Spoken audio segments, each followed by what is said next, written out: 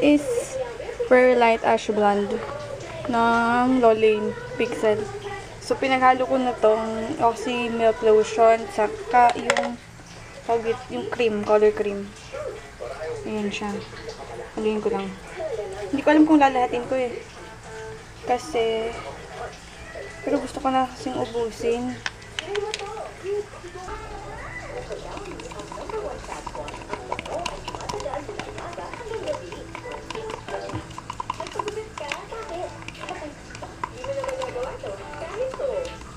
Ano kaya ako? So dami. Ang dami na. Hindi ko alam kung kailangan kong lahat.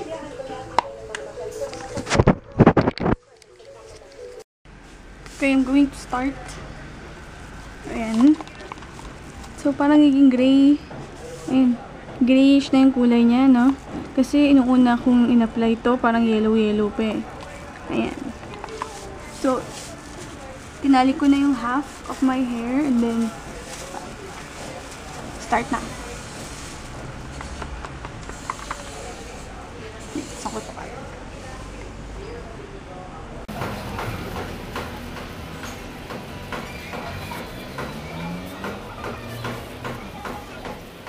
Inuuna ko yung baba.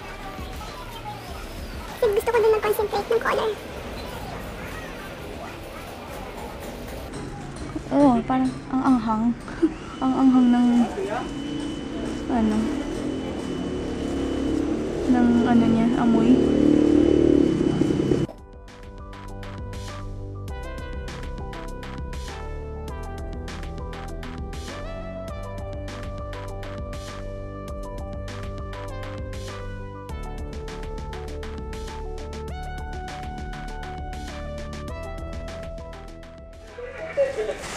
So, ito na lang last part. Nakulayan ko na yung iba. Ito na lang. Hindi ko na pinakita kasi ganun din naman. Okay, base sa katanungan, JP, sino sa tingin nyo naman ang online industry?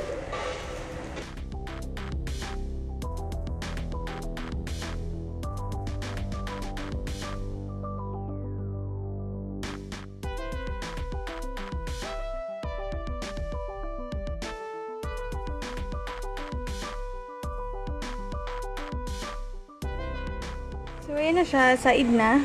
Naakala ko hindi ko siya mauubos na magiging sobra ako. But, I'm wrong. So, ayan. Naubos ko siya. Said na said. Ayan.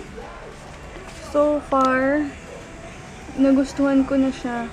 Kasi hindi siya parang, ay, blonde pala to.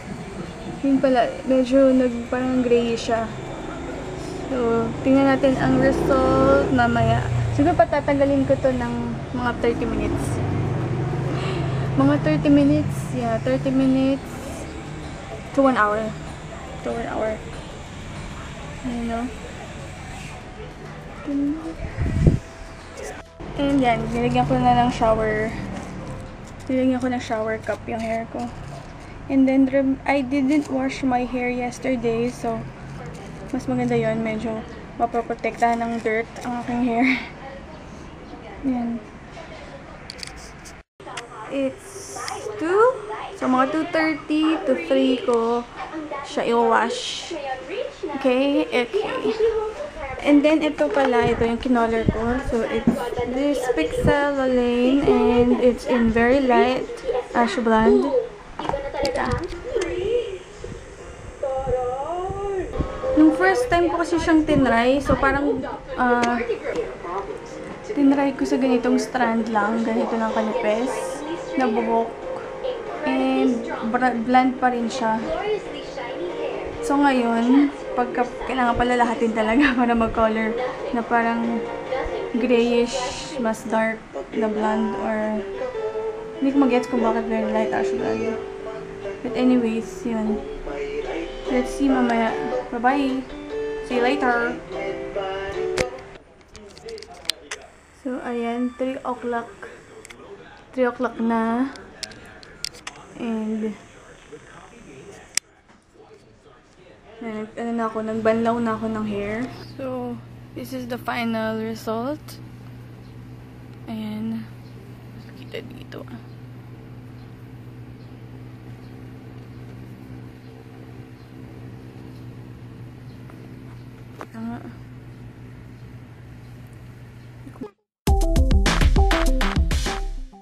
Kasi may part na talagang nag-gray. Wait. Ito. Ayan. Ito yung sobrang bleach. Sobrang puti niya kanina, di ba? Sa bleach. Ito yung pinaka-light na kulay na strand.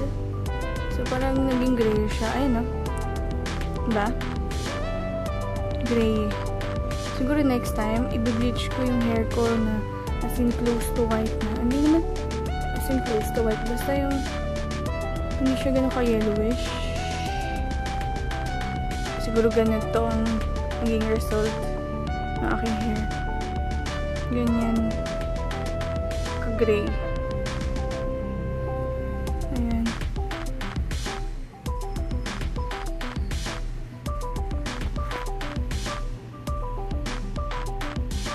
Ayan na.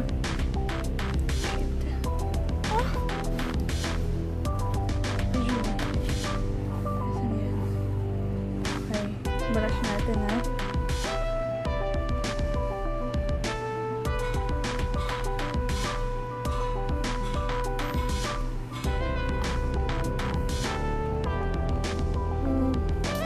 Dry na. Mhm.